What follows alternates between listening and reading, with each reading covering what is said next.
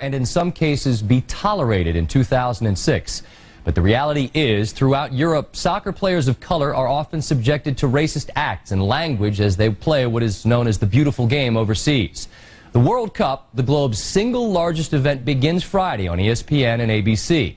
And the joy of cultural celebration is tempered by concerns over controlling racist outbursts. Jeremy Schaap on the beautiful game turned ugly.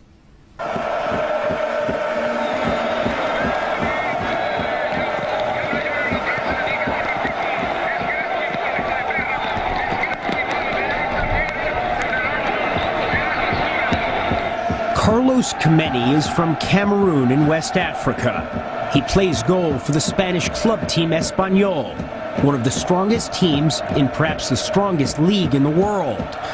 But even fans in his own stadium shower him with racist slurs and bananas.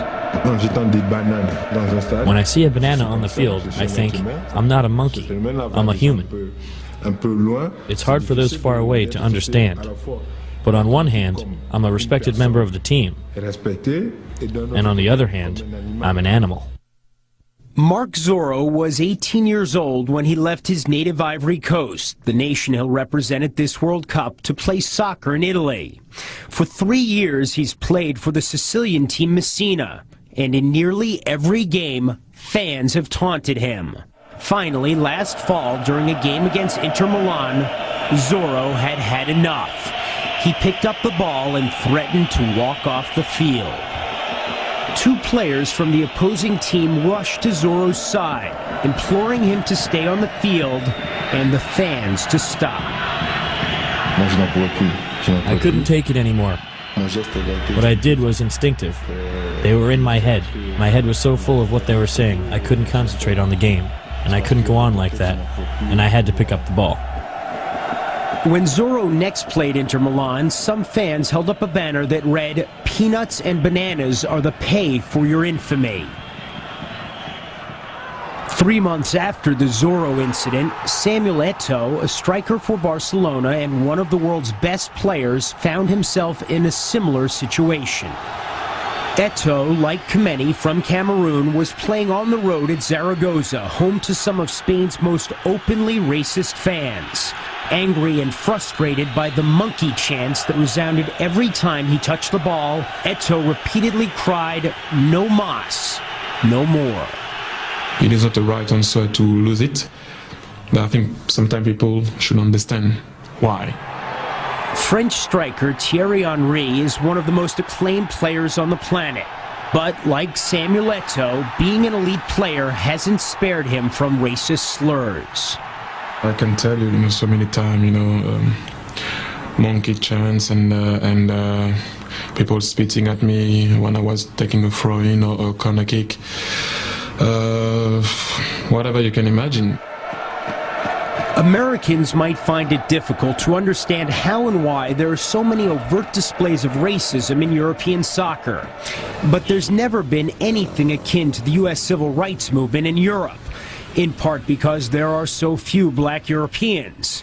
What is taboo in the U.S. simply isn't in Europe. The continent, in fact, is home to dozens of far-right political parties, many of which have become popular by breeding fear of black and Muslim immigrants. European soccer has also long been a bastion of hooliganism. In the stadiums, all of this makes for a combustible mix. The biggest thing that we faced, and we're facing it now in continental Europe, is denial. People saying, it's only a few individuals, don't worry about them. What problem? I don't see a problem. It's not to do with race, it's to do with the culture, it's to do with a footballing form of abuse. It's not just some fans who are guilty of racism. 18 months ago, Luis Aragonés, the coach of the Spanish national team, was preparing his team for a World Cup qualifier against France when he was overheard exhorting one of his players by insulting France's Thierry Henry.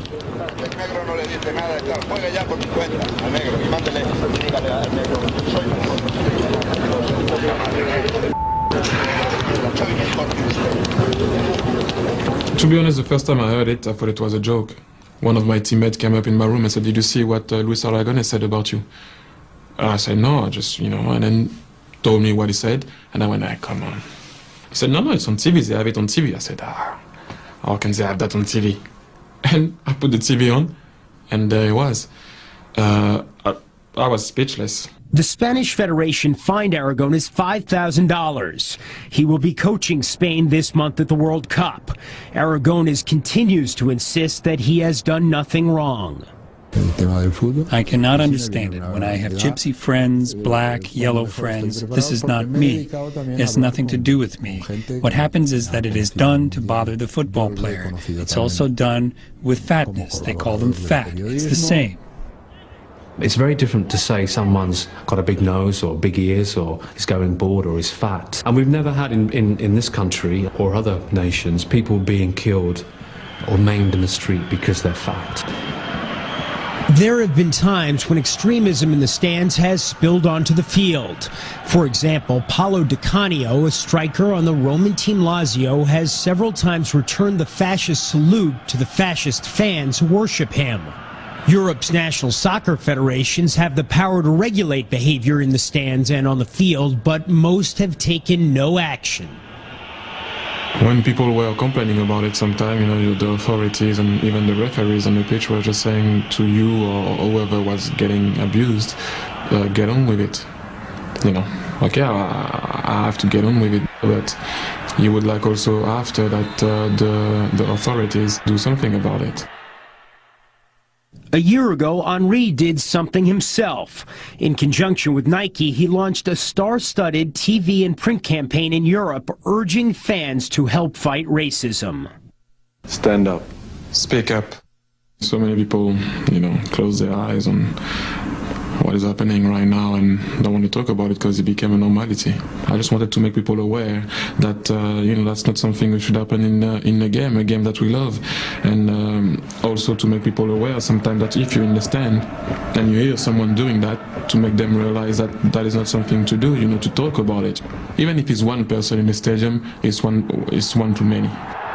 Seeing someone who is possibly the world's best player to say, no, this is wrong, I don't accept this, is very, very significant. But it's a balance, it's not their responsibility in 2006 to be taking on these types of battles. There are people paid lots of money to run the game, to make sure that that's done in the most efficient way and ensure the welfare of everybody.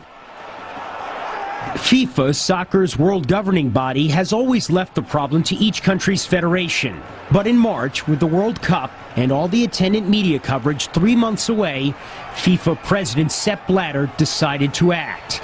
He announced new and harsh regulations that will penalize teams whose players, coaches, officials, or fans engage in racist conduct. Penalties would affect league standings and World Cup eligibility. Financially, the consequences could be huge. There have been a lot of incidents, certainly the last few months, but this has been going on for years. Why hasn't the problem been addressed before? Because the national associations or the leagues, they haven't done their homework. But now they will be obliged to do so, and FIFA will have not only let's say the right to monitor it, but the right to intervene if the right actions are not taken. And we will do it. We will do it. During the World Cup, the new regulations will apply to players, coaches, and officials, but not to fans. There are concerns that some fans might taunt their own players in an effort to have their opponents penalized. The stakes will be high. With the world watching, any racist incident would indelibly stain the beautiful game. What will happen to fans, say, in Germany during the World Cup who taunt black players? Yeah, where? Outside of the stadium? No, if they do it in the stadium, then I abandon. Then we close stadium, we go home. Definitely. No, seriously. No, seriously. Listen, if in this World Cup, with all the educational work we are doing now, and we still have that, then something is wrong in our society. And I don't know where we have to go. You heard Sepp Blatter of FIFA threaten to abandon World Cup matches where racist behavior is exhibited. Again, the ultimate penalty, the loss of 3 points in the standings, will will apply only to players and team officials, not to fans, where most of the reported incidents have occurred. That loss of 3 points, which is the equivalent of a win, would likely doom any country from advancing out of group play.